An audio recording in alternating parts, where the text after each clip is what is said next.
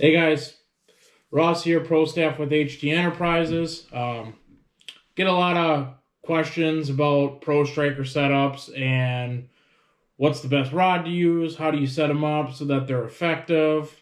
Um, so tonight I figured we'd go over some tips and tricks that I run with my setup. Um, so we'll start off by talking about rod setups. So the important thing for finding the right rod setup is finding a rod with a stiff backbone, because if you don't have a stiff backbone, you won't have good hook sets into the fish. One of the favorite ones that I run is the Laker Pro series from HT Enterprises.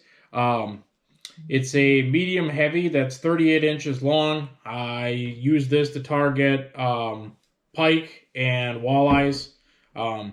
It's got a pretty stiff backbone in it, so you get good hook sets with it. So I run fluorocarbon for my line on it. Works pretty well.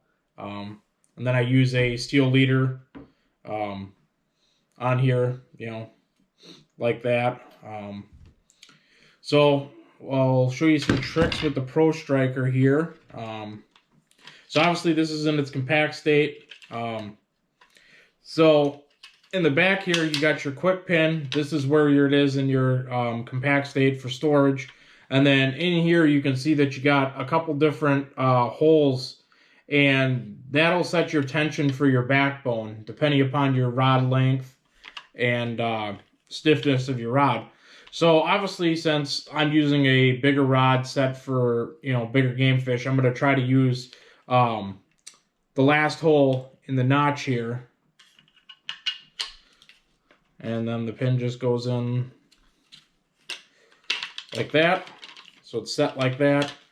Your arms come out, your ice picks come out, and then for your rod, this is the adjustment part. So if you're using a longer rod, you flip the little tab here on the top, and then this extends out. So one of the things that I do to make my setups easier is I put Sharpie marks on here, as you can see on the metal shaft here. And each one of those lines indicates a different rod. So I have two different rods I use with the Pro Striker setup I have. One is for pike, which would be this one here. And then the other one is a walleye rod I use, and that one is set here because it's a little bit of a shorter rod. So I don't have to lengthen it out as much. So for this pike rod that I have on the table here, obviously I would set it back here so the line's here.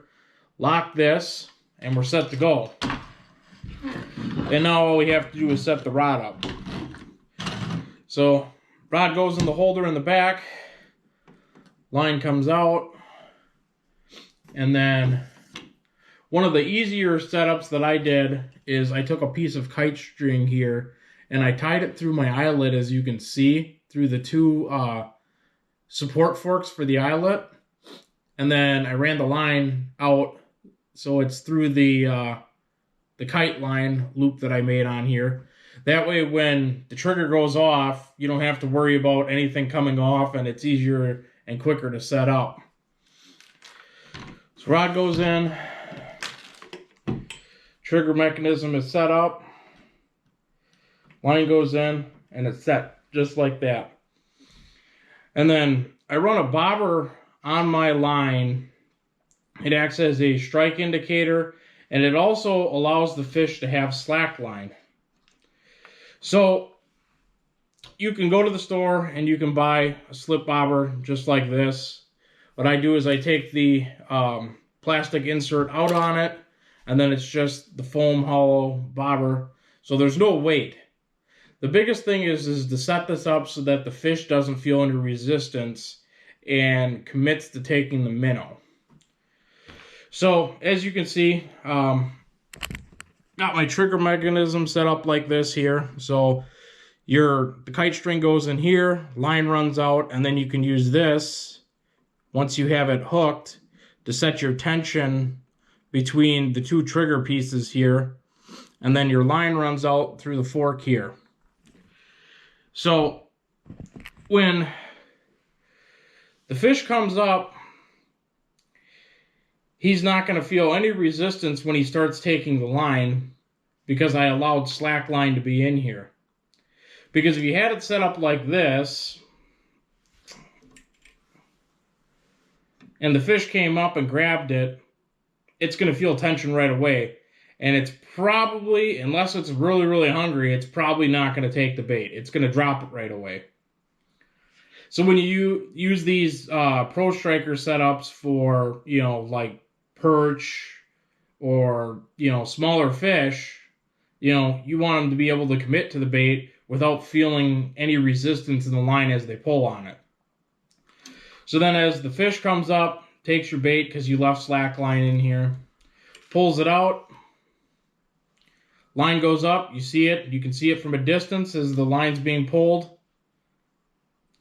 Fish comes up, and boom, fish is hooked. And just like that. Any questions, feel free to comment on the video, and I could try to help you out with any of the setup questions, or if you need a more in-depth video, let me know. I'm more than willing to help. Have a good ice season, everybody.